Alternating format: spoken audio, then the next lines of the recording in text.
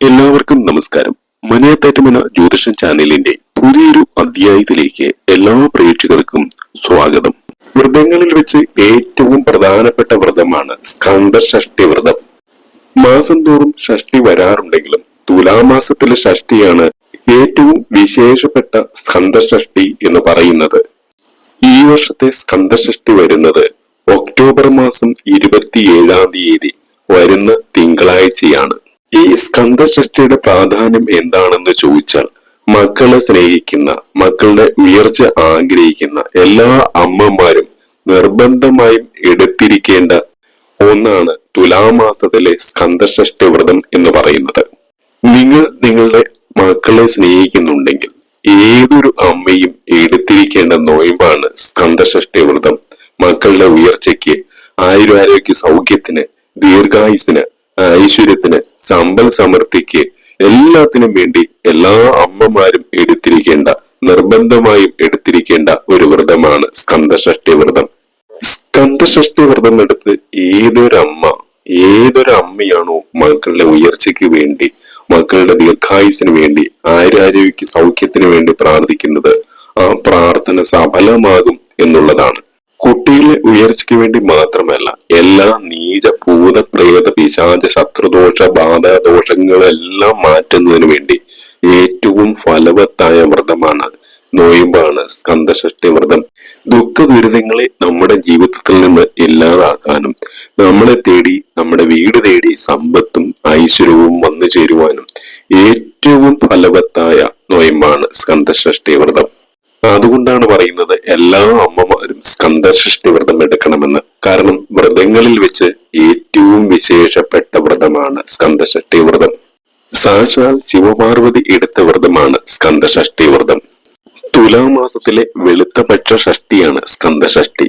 സന്താനാഭിവൃദ്ധിക്കും, രോഗശാന്തിക്കും, ദുരിത നിവാരണത്തിനും, ദാമ്പത്യ ഭദ്രതയ്ക്കും അത്യുത്തമമാണ് സ്കന്ദഷഷ്ഠി വ്രതം. സുബ്രഹ്മണ്യ പ്രീതിക്കായുള്ള സ്കന്ദഷഷ്ഠി വ്രതത്തിന് 6 ദിവസത്തെ വ്രതാനുഷ്ഠാനമാണ് ഉത്തമം. 6 ഷഷ്ഠി വ്രതം അനുഷ്ഠിക്കുന്നതിന് തുല്യമാണ് ഒരു സ്കന്ദഷഷ്ഠി വ്രതം എന്ന് പറയുന്നത്. കുടുംബ സൗഖ്യത്തിനും ജീവിത സൗഭാഗ്യത്തിനും ഏറ്റവും ഉത്തമമായ, ഏറ്റവും ശ്രേഷ്ഠമായ വ്രതമാണ് സ്കന്ദഷഷ്ഠി വ്രതം. സ്കന്ദഷഷ്ഠി വ്രതം ഭക്തിയോടെ അനുഷ്ഠിച്ചാൽ ഭർതൃ സന്താന ദുഃഖവും തീരാവ്യാധികളും ഉണ്ടാവുകയില്ല.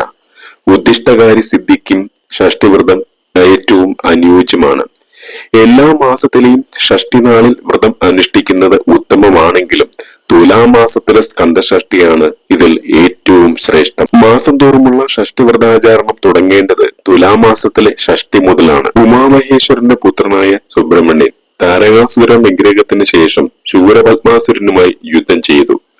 മായാവിയായ അസുരൻ സുബ്രഹ്മണ്യനെ മറ്റുള്ളവർക്ക് മുന്നിൽ അദൃശ്യമാക്കി. സ്കന്ദനെ കാണാതെ ദുഃഖിതരായ ദേവന്മാരും മാതാവായ പാർവതി ദേവിയും തുടർച്ചയായി 6 ദിവസം വ്രതമനുഷ്ഠിക്കുകയും തന്മൂലം ശൂരപത്മാസുരന്റെ മായയെ അതിജീവിച്ച സുബ്രഹ്മണ്യൻ തുലാമാസത്തിലെ ഷഷ്ഠി ദിനത്തിൽ അസുരനെ വധിക്കുകയും ചെയ്തു. ശൂരപത്മാസുരനെ സാക്ഷാൽ ശ്രീ സുബ്രഹ്മണ്യൻ വധിച്ച നാളാണ് തുലാമാസത്തിലെ സ്കന്ദഷഷ്ഠി ദിവസം. അതായത് തിന്മയ്ക്ക് മേൽ നന്മ വിജയം കണ്ട ഐശ്വര്യപൂർണമായ സമ്പൽ സമർത്ഥമായ ദിവസമാണ് സ്കന്ദഷഷ്ഠി. ശൂരപത്മാസുരനുമായി അതിഘോര യുദ്ധമാണ് നടന്നത്. ആ യുദ്ധസമയത്തെല്ലാം അസുരൻ സുബ്രഹ്മണ്യനെ ആദർശനാക്കി. ഇങ്ങനെ ആദർശനായി തീർന്ന ശ്രീ സുബ്രഹ്മണ്യന് എന്തു പറ്റി എന്നോർത്ത് വിഷമിച്ച് അമ്മ പാർവതി ദേവി, അമ്മ മഹാമായ തമ്പുരാട്ടി നടത്തിയ 6 ദിവസത്തെ ഷഷ്ഠിവ്രതമാണ് സ്കന്ദഷഷ്ഠി വ്രതം എന്ന് പറയുന്നത്. അങ്ങനെ ശിവപാർവതിയും മറ്റു ദേവഗണങ്ങളും എല്ലാം 6 ദിവസത്തെ വ്രതം അനുഷ്ഠിച്ച് ഒടുവിൽ ഈ ശൂരപത്മാസുരനെ നിഗ്രഹിച്ച് സാക്ഷാൽ സുബ്രഹ്മണ്യ സ്വാമി പ്രത്യക്ഷനാവുകയാണ്. മുരുക ഭഗവാൻ ആ അദൃശ്യതയിൽ നിന്നും അവതരിക്കുകയാണ്. അങ്ങനെ അദൃശ്യതയിൽ നിന്നും സുബ്രഹ്മണ്യ സ്വാമി അവതരിച്ച ദിവസമാണ് സ്കന്ദഷഷ്ഠി ദിവസം. ഈ സ്കന്ദഷഷ്ഠി ദിവസം വ്രതം അനുഷ്ഠിക്കുന്നതിലൂടെ, സ്കന്ദഷഷ്ഠി വ്രതം അനുഷ്ഠിക്കുന്നതിലൂടെ ശിവപാർവതിയുടെയും സുബ്രഹ്മണ്യ സ്വാമിയുടെയും അനുഗ്രഹം, ദേവചൈതന്യം ഒരുപോലെ നേടാൻ കഴിയും എന്നുള്ളതാണ്. ശിവപാർവതിയുടെ അനുഗ്രഹം കിട്ടും, അതായത് ഭഗവതിയുടെ അനുഗ്രഹം കിട്ടും, സുബ്രഹ്മണ്യ സ്വാമിയുടെ അനുഗ്രഹം കിട്ടും. രണ്ടും ഒരുമിച്ച് കിട്ടിയാൽ പിന്നെ പറയേണ്ടതില്ലല്ലോ. നമ്മുടെ ജീവിതം ഏറ്റവും ദേവചൈതന്യം നിറഞ്ഞതായി തീരുവാൻ അത് മാത്രം മതി. പ്രഥമം മുതൽ, അതായത് ഇന്നു മുതൽ 6 ദിവസം വ്രതമെടുക്കുന്ന രീതിയുമുണ്ട്. അല്ലെങ്കിൽ സ്കന്ദഷഷ്ഠിയുടെ തലേ ദിവസം മാത്രം വ്രതം നോക്കുന്ന രീതിയുമുണ്ട്. ഏറ്റവും കൃത്യമായിട്ട് പറഞ്ഞാൽ ഒക്ടോബർ 22 മുതൽ, അതായത് ഇന്നു മുതൽ ഒക്ടോബർ 27 വരെ വ്രതമെടുക്കുന്നതാണ് ഏറ്റവും ശ്രേഷ്ഠം. ഇങ്ങനെ 6 ദിവസം വ്രതം നോക്കുന്നതാണ് ഏറ്റവും ഫലവത്തായത്, ഏറ്റവും ശ്രേഷ്ഠമായത്, ഏറ്റവും നല്ലത്, ഏറ്റവും കൂടുതൽ ഫലം കിട്ടുന്നത്.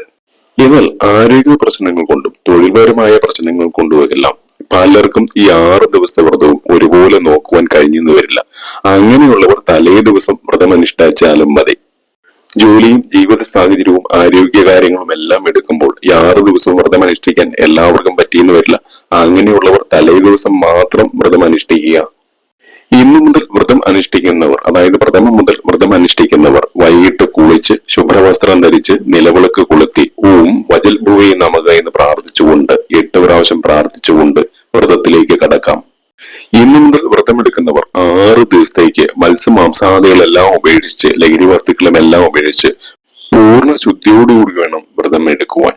വ്രതം എടുക്കുക എന്ന് പറഞ്ഞാൽ പട്ടിണി കിടക്കുകയല്ല. ഉച്ചയ്ക്ക് ഒരു നേരം മാത്രം അരിയാഹാരം കഴിക്കാം. മറ്റു നേരങ്ങളിൽ പഴങ്ങളൊക്കെ കഴിച്ചത് കൊണ്ട് കുഴപ്പമില്ല. അതായത് ഉച്ചയ്ക്ക് ഒഴിച്ച് മറ്റു സമയങ്ങളിൽ ലഘുവായ ഭക്ഷണങ്ങൾ കഴിക്കാം. അതായത് ആദ്യം പറഞ്ഞ പോലെ പഴങ്ങളോ മറ്റോ വെച്ചേക്കുക. അതും ജലവും മാത്രം കുടിച്ചുകൊണ്ട് വേണം ഈ ഒരിക്കൽ എടുക്കുവാനായിട്ട്, അല്ലെങ്കിൽ വ്രതം എടുക്കുവാനായിട്ട്.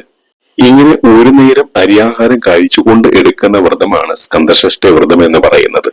ഇങ്ങനെ പ്രഥമം മുതൽ ഷഷ്ടി വരെയുള്ള ദിവസങ്ങളിൽ വ്രതം എടുത്തുകൊണ്ട് വേണം 6 ദിവസത്തെ വ്രതാനുഷ്ഠാനങ്ങൾ പൂർത്തീകരിക്കുവാൻ.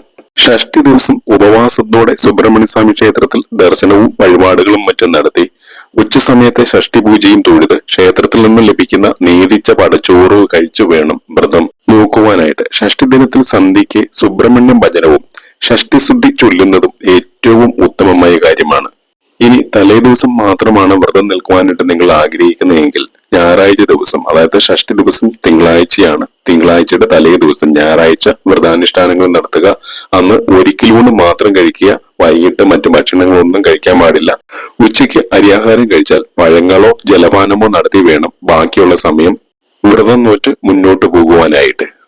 പിറ്റേ ദിവസം തിങ്കളാഴ്ച ആദ്യം പറഞ്ഞതുപോലെ സുബ്രഹ്മണ്യ സ്വാമി ക്ഷേത്ര ദർശനവും വഴിപാടുകളും നടത്തി അവിടെ നിന്ന് കിട്ടുന്ന പടച്ചോറ് കഴിച്ച് തുളസി തീർത്ഥം കഴിച്ച് പാരണ വീട്ടാം.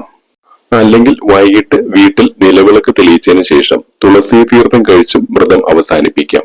ഇനി നിങ്ങൾ വ്രതം എടുത്താലും ഇല്ലെങ്കിലും വീടുകളിൽ സന്ധ്യയ്ക്ക് നിലവിളക്ക് തെളിയിച്ച് ഞാനീ പറയുന്ന കാര്യങ്ങൾ ചെയ്യണം. അങ്ങനെ ചെയ്താൽ നിങ്ങൾ വ്രതം എടുത്താലും എടുത്തില്ലെങ്കിലും വ്രതം എടുത്തതിന്റെ ഗുണാനുഭവങ്ങൾ നിങ്ങൾക്ക് ലഭിക്കും എന്നുള്ളതാണ്.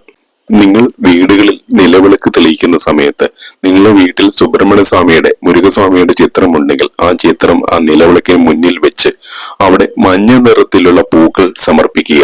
ഇനി നിങ്ങളുടെ വീടുകളിൽ സുബ്രഹ്മണ്യ സ്വാമിയുടെ ചിത്രം ഇല്ല എങ്കിൽ ആ നിലവിളക്കിനെ തന്നെ മുരുകസ്വാമിയായി സങ്കല്പിച്ച് അതിന്റെ പാദങ്ങളിൽ വേണം പൂക്കൾ സമർപ്പിക്കുവാൻ.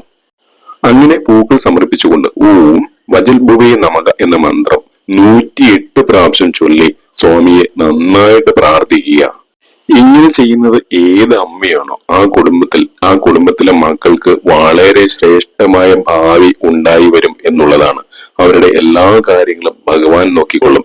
ഇങ്ങനെ മുരുകസ്വാമിയെ ഓർക്കുന്ന സമയം തന്നെ ശിവപാർവതിയും മനസ്സിൽ ധ്യാനിക്കുക. ഇങ്ങനെ ചെയ്തു കഴിഞ്ഞാൽ നിങ്ങളുടെ കുടുംബത്തിന്, നിങ്ങളുടെ ഭർത്താവിന്, നിങ്ങളുടെ മക്കൾക്ക് എല്ലാ രീതിയിലുള്ള ഐശ്വര്യങ്ങളും ദൈവചൈതന്യവും വന്നു ചേരും. എല്ലാ അർത്ഥത്തിലും ആയുരാരോഗ്യ സൗഖ്യവും ദീർഘായുസ്സും ലഭിക്കും. മക്കളെ സ്നേഹിക്കുന്ന എല്ലാ അമ്മമാരും ഇത് ചെയ്യുക. ചൊവ്വാദോഷമുള്ളവര്, ചൊവ്വാദോഷമുള്ള മക്കളുള്ളവർ, അങ്ങനെയുള്ള എല്ലാ അമ്മമാരും ഇങ്ങനെ ചെയ്യുക. കഴിയുമെങ്കിൽ വ്രതം പൂർണ്ണമായിട്ട് അനുഷ്ഠിക്കുക, അല്ലെങ്കിൽ തലേ ദിവസം വ്രതം അനുഷ്ഠിക്കുക. അതിനും കഴിയാത്തവർ ഞാൻ പറഞ്ഞ രീതിയിൽ 6 ദിവസവും വൈകിട്ട് നിലവിളക്ക് തെളിയിക്കുന്ന സമയത്ത് മുരുകസ്വാമിയുടെ ചിത്രം വെച്ച് ആ ചിത്രത്തിന് മുന്നിൽ മഞ്ഞപ്പൂക്കൾ അർപ്പിച്ച് ഓം വജൽ ഭുവേ നമഃ എന്ന് 108 പ്രാവശ്യം ചൊല്ലി നന്നായിട്ട് പ്രാർത്ഥിക്കുക. ഓം നമഃ ഷൺമുഖായ രുദ്രസുതായ സുന്ദര ഗായകുമാരായ ശുഭ്രവർണായ നമഃ എന്ന ഷൺമുഖ മന്ത്രം 8 പ്രാവശ്യം ജപിക്കുക. സ്കന്ദഷഷ്ഠി വ്രതം അനുഷ്ഠിക്കുന്നവരും ജപിക്കേണ്ട മന്ത്രം ഇതാണ്. വ്രതം അനുഷ്ഠിക്കുന്ന ദിവസം പകൽ ഉറങ്ങരുത്. വൈകുന്നേരം വീണ്ടും ക്ഷേത്ര ദർശനം നടത്തണം. രാത്രി ഭക്ഷണം സന്ധ്യയോടെ പൂർത്തിയാക്കണം.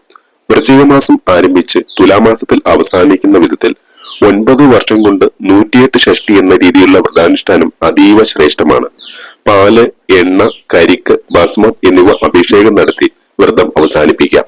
വിശാലമായ രീതിയിൽ സ്കന്ദഷഷ്ഠി വ്രതം അനുഷ്ഠിക്കാൻ സാധിക്കുന്നവർ രാവിലെ എഴുന്നേറ്റ് സ്നാനം ചെയ്യുക, വീടും പൂജാമുറിയും വൃത്തിയാക്കി വാതിലിന് മുന്നിൽ അരിപ്പൊടി കൊണ്ട് കോലം വരയ്ക്കുക, ദേവന പ്രസാദം തയ്യാറാക്കണം, ഒരു മരപ്പലയിൽ മുരുകന്റെ വിഗ്രഹം സ്ഥാപിക്കുക, മാല ചാർത്തി നറുനെയ്യിൽ ഒരു ചിരാത് കത്തിച്ച് പഴങ്ങളും പാലും പഞ്ചാമൃതവും മറ്റും നേദിക്കുക. സകല ഗ്രഹദോഷങ്ങൾക്കും സർപ്പദോഷത്തിനും ചൊവ്വാദോഷത്തിനും ദീർഘസുമംഗലിയാവാനും സന്താനങ്ങളുടെ ശ്രേയസ്സിനും ഇങ്ങനെ ചെയ്യുന്നത് വളരെ നല്ലതാണ്. അതുപോലെ ആർത്തവ അശുദ്ധിയുള്ളവർ, പുലയും വാലായ്മയും ഉള്ളവർ, ഗർഭിണിയായിട്ട് 6 മാസം കഴിഞ്ഞ സ്ത്രീകൾ എന്നിവർ ഒരിക്കലും വ്രതമെടുക്കരുത്. വള്ളിയും ദേവസേനയുമാണ് മുരുകന്റെ പത്നിമാർ. സ്കന്ദൻ, മുരുകൻ, ഷൺമുഖൻ, വേലായുധൻ, അർമുഖൻ, കുമാരൻ, ദണ്ഡായുധപാണി, ശരവണൻ, വേലൻ, വടിവേലൻ എന്നിങ്ങനെ പല പേരുകളിലും അറിയപ്പെടുന്ന ആണ്ടവന്റെ വാഹനം മയിലാണ്. ഭക്തിയോടെ മുരുകനെ ആരാധിക്കുന്നവർക്ക് ശത്രുബാധകളിൽ നിന്നും ദുർമന്ത്രവാദത്തിൽ നിന്നും മുക്തി ലഭിക്കും. അതുപോലെ എല്ലാവിധ ഐശ്വര്യങ്ങളും സന്തോഷങ്ങളും ലഭിക്കും. അതുപോലെ സ്കന്ദഷഷ്ഠി വ്രതം അനുഷ്ഠിക്കുന്നവർക്ക് നാഗദോഷങ്ങളിൽ നിന്നും സർപ്പദോഷങ്ങളിൽ നിന്നും രാഗദോഷങ്ങളിൽ നിന്നും മുക്തി ലഭിക്കും. അതിനു പിന്നിലും മറ്റൊരു ഐതിഹ്യമുണ്ട്. ഒരിക്കൽ അവിവേകം മൂലം സുബ്രഹ്മണ്യൻ ബ്രഹ്മാവിനെ ബന്ധനസ്ഥനാക്കി. ചെയ്തുപോയ അവിവേകത്തിനുള്ള പ്രായശ്ചിത്തമായി സുബ്രഹ്മണ്യൻ സർപ്പമായി മാറുകയും പിന്നീട് കാണാതാവുകയും ചെയ്തു. ഇതിൽ അമ്മയായ പാർവതി ദേവി ദുഃഖിതയായി. തന്റെ മകനെ തിരികെ ലഭിക്കുന്നതിനുള്ള ശുക്ലഷഷ്ഠി വ്രതം ആചരിക്കാമെന്നും തന്റെ പുത്രനെ ഭജിച്ചു കഴിയുമെന്നും ശിവന്റെ നിർദ്ദേശപ്രകാരം തീരുമാനിച്ചു. ഷഷ്ഠിയുടെ തലേ ദിവസം ഒരിക്കലെടുത്ത് പാർവതി ദേവി വ്രതം ആരംഭിച്ചു. ഇത്തരത്തിൽ തന്റെ മകനെ യഥാർത്ഥ രൂപത്തിൽ തിരികെ ലഭിക്കുന്നതിനായി പാർവതി ദേവി 108 ഷഷ്ഠി വ്രതമെടുത്തു. 108 വ്രതങ്ങൾ പൂർത്തിയാക്കുന്ന ദിവസം സുബ്രഹ്മണ്യനെ സർപ്പരൂപത്തിൽ കണ്ടെത്തി. മഹാവിഷ്ണു ആ സർപ്പരൂപത്തിൽ സ്പർശിച്ചപ്പോൾ സ്വരൂപത്തിൽ സുബ്രഹ്മണ്യൻ പ്രത്യക്ഷപ്പെടുകയും ചെയ്തു. അതുകൊണ്ടാണ് സ്കന്ദഷഷ്ഠി ദിനത്തിൽ നാഗപ്രതിമ വെച്ച് സുബ്രഹ്മണ്യ പൂജ ചെയ്യുന്നത്. സുബ്രഹ്മണ്യനെ ആരാധിക്കുന്നവർക്ക് ഒരു രീതിയിലുള്ള നാഗദോഷങ്ങളും സർപ്പദോഷങ്ങളും ബാധിക്കുകയില്ല എന്നുള്ളതാണ് വിശ്വാസം. അപ്പോൾ ദീർഘിപ്പിക്കുന്നില്ല, വ്രതം അനുഷ്ഠിക്കാൻ കഴിയുന്നവർ അങ്ങനെ വ്രതം അനുഷ്ഠിക്കുക. അല്ലാത്തവർ ഞാൻ പറഞ്ഞതുപോലെ 6 ദിവസവും സന്ധ്യയ്ക്ക് നിലവിളക്ക് കൊളുത്തി മുരുക മന്ത്രം ജപിക്കുക. 6 ദിവസമായാലും തലേ ദിവസമായാലും വ്രതം അനുഷ്ഠിക്കുന്നവർ പിറ്റേ ദിവസം സുബ്രഹ്മണ്യസ്വാമി ക്ഷേത്ര ദർശനം നടത്തി പാല്, എണ്ണ, കരിക്ക്, ഭസ്മം, പഞ്ചാമൃതം എന്നിവ അഭിഷേകം നടത്തി വ്രതം അവസാനിപ്പിക്കുക. നിങ്ങൾക്ക് ഏതെങ്കിലും രീതിയിലുള്ള സംശയങ്ങൾ ഉണ്ടെങ്കിൽ സ്ക്രീനിൽ കൊടുത്തിരിക്കുന്ന മൊബൈൽ നമ്പറിൽ എന്നെ ബന്ധപ്പെടാം. മറ്റൊരു അധ്യായത്തിൽ കാണുന്നതുവരെ എല്ലാ പ്രേക്ഷകർക്കും എന്റെ ഹൃദയം നിറഞ്ഞ നന്ദി, നമസ്കാരം.